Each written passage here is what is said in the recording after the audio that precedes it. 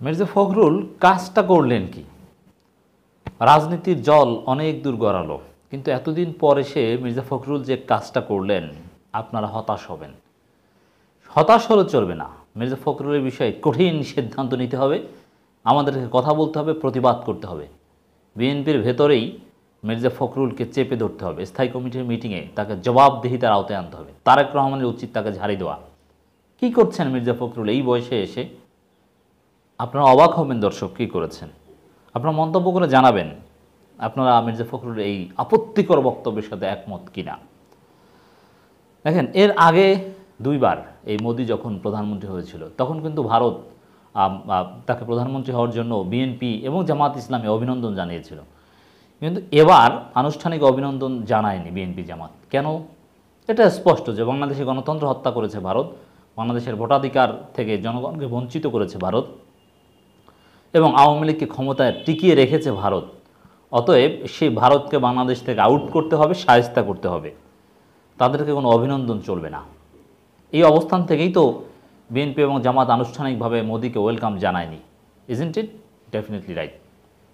কিন্তু মির্জা ফখরুলের আর তর্স হয় না। তিনি কি করেছেন? ভারতের নতুন সরকার বাংলাদেশের জনগণের প্রত্যাশাকে মর্যাদা দিবে, এই প্রত্যাশা ব্যক্ত করেছেন মির্জা ফখরুল। আচ্ছা, ভারতের নতুন সরকার বাংলাদেশের জনগণের প্রত্যাশাকে মর্যাদা দিবে, এই আশা করা, এর অর্থ কি? আপনি যখন কোনো একটা সরকারের কাছ থেকে ভালো কিছু আশা করবেন, তখন কি আপনি তার পতন চাইতে পারেন? তাকে আউট করবেন ঝাঁটাপিটা করে, একথা বলতে পারেন? কখনোই পারেন না।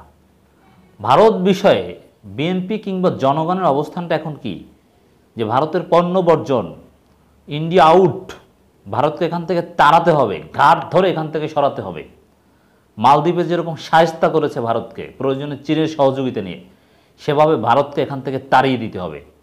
কশ্চিনকালেও ভারতের শুভবুদ্ধির উদয় হবে না যে না, বাংলাদেশি গণতন্ত্রের পক্ষে আমরা থাকি, এরকম বোধ ভারতের হবে না। বাংলাদেশ নামের ভূখণ্ড যতদিন আছে, বাধ্য না হলে এই মোদি, এই ভারতের এই রেজিম, তারা আওয়ামী লীগকে ক্ষমতায় রাখারই চেষ্টা করবে।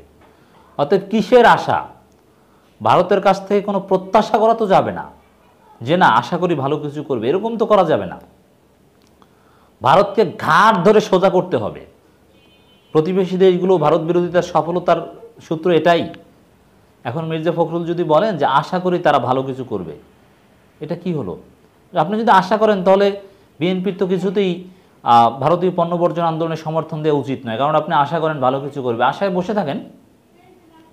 এই যে ভারতের আধিপত্যবাদের বিরোধিতা, আপনি যদি আশা করেন এই মোদি নতুনভাবে সরকার গঠন করে বাংলাদেশে গণতন্ত্রের পক্ষে অবস্থান নেবে, এই আশা আপনি করলে তাহলে ভারত বাংলাদেশে গণতন্ত্র হত্যা করেছে, এই সরকার ভারত, চীন, রাশিয়ার সরকার, এটা তো বিএনপি নেতারা বলতে পারবে না। তাহলে কি করতে হবে? অতীতে যেরকম করেছেন যে ভারতের বিভিন্ন কর্মকাণ্ড বিষয়ে, অনৈতিক কর্মকাণ্ড, সীমান্ত হত্যা, এগুলো দেখেও চুপ থাকবেন, আর ভারতের পেছনে পেছনে ঘোরার চেষ্টা করবেন, ভারতকে কনভিন্স করার চেষ্টা করবেন, ভারতকে খুশি করার জন্য জামাতকে দূরে রাখার চেষ্টা করবেন। তাহলে আপনার এই আশাটা যৌক্তিক হয় যে না, ভারতকে খুশি করার জন্য জামাতকেও দূরে রাখছি, ভারত যা চায় সেটা করছি, অতএব আমরা আশা করি গণতন্ত্রের পক্ষে অবস্থান নেবে ভারত। নাহলে আপনি আশা কেন করছেন? আমি মনে করি ভারতের আধিপত্যবাদ বিরোধী আন্দোলন বাংলাদেশে যতটুকু দানা বেঁধেছে, জনগণ ভারতের প্রতি যতটুকু ক্ষুব্ধ হয়েছে, ভারতকে যতটুকু কঠিন বার্তা দিতে পেরেছে, মির্জা ফখরুলের এই নরম সুর, এই আশা যে ভারতের নতুন সরকার বাংলাদেশের জনগণের প্রত্যাশাকে মর্যাদা দিবে, এই প্রত্যাশা সেটাকে ম্লান করে দিচ্ছে, বিএনপিকে পিছিয়ে নিয়ে গিয়েছে। 2016 সালে নিয়ে গেছে বিএনপিকে। কি করলেন মির্জা ফখরুল? কাজটা করলেন কি? হতাশাজনক, দুঃখজনক, লজ্জাজনক। ভারত প্রীতি, ভারত প্রেম মির্জা ফখরুলের মন মগজ থেকে সরাতে পারছেন না। এই বিষয়ে কঠিন সিদ্ধান্ত নিতে হবে, না হলে কশ্চিনকাল ওই গণতন্ত্র পুনরুদ্ধারের আন্দোলন সফল হবে না, হতে পারে না। ভারতের কাছ থেকে প্রত্যাশা করে ভারত ভালো কিছু করে দিবে এই আশা করে আপনি গণতন্ত্র পুনরুদ্ধার আন্দোলন করবেন, গত 16 বছরে আপনার শিক্ষা হয়নি যে আসলে কি করে ভারত। মূল জায়গাটাই যেখানে এখন ভারত, ভারতের বিরুদ্ধেই মূল লড়াই। আওয়ামী লীগ কিচ্ছু না, ভারত হটাতে পারলেই জনগণ স্বাধীন। আর সেখানে আপনি ভারতের কাছ থেকে প্রত্যাশা করেন। আর নতুন সরকার মোদি, এখানে মোদি আবার ক্ষমতা এসেছে, পার্থক্য কি? কোনো পার্থক্য হলো? আবারও তো মোদি। জোটের শরিক যারা, তাদের কোনো আকীদাগত পার্থক্য আছে বাংলাদেশ বিষয়ে? একই তো, তারা আরও উগ্র। তাহলে আপনি কিসের জন্য প্রত্যাশা করছেন? উদ্ভট, হাস্যকর।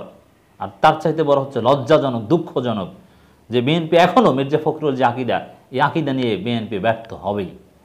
এটা হতে পারে না। নরেন্দ্র মোদীর নেতৃত্বাধীন ভারতের নতুন সরকার বাংলাদেশের জনগণের প্রত্যাশাকে মর্যাদা দিবে বলে আশা ব্যক্ত করেছেন বিএনপি মহাসচিব মির্জা ফখরুল ইসলাম আলমগীর। না, এভাবে বলা যাবে না।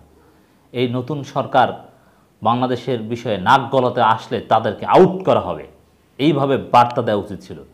যে এই নতুন সরকার আগে যেরকম বাংলাদেশে গণতন্ত্রকে হত্যা করেছে, এই সরকারও সেই পথেই হাঁটার চেষ্টা করবে হয়তোবা।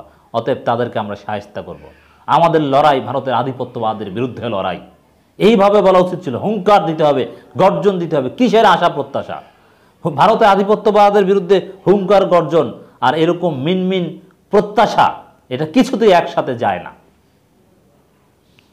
ভারতের নতুন সরকার প্রসঙ্গে বিএনপি মহাসচিব মির্জা ফখরুল বলেন, ভারতের নতুন সরকার সম্পর্কে বলার আমাদের একটাই কথা, ভারত আমাদের প্রতিবেশী দেশ, নিঃসন্দেহে আমাদের অনেক প্রভাবশালী প্রতিবেশী দেশ। দেখেছেন কি নরম কথা, কি পাম, আমাদের প্রতিবেশী দেশ।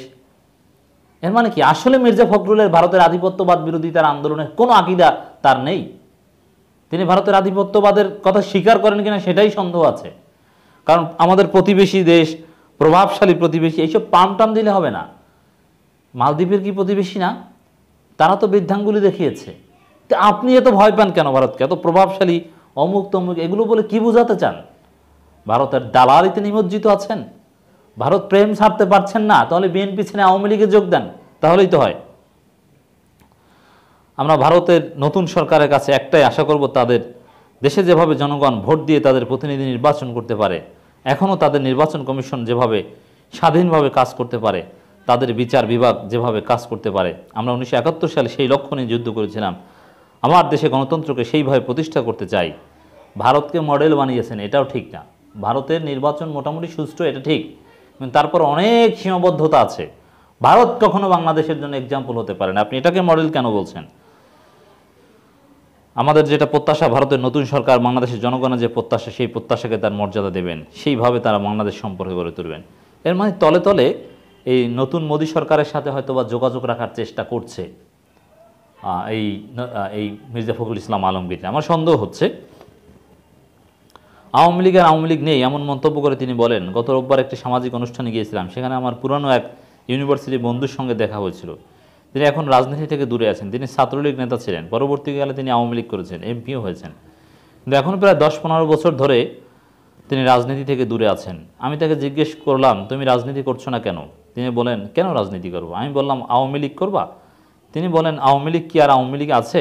এটা তো এখন আজিজ আর বেনজিরের আওয়ামী লীগ।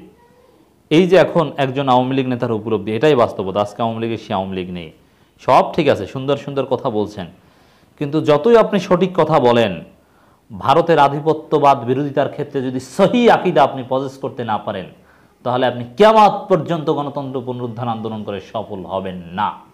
অতএব মির্জা ফখরুলের বিষয়ে জনগণকে সিদ্ধান্ত নিতে হবে।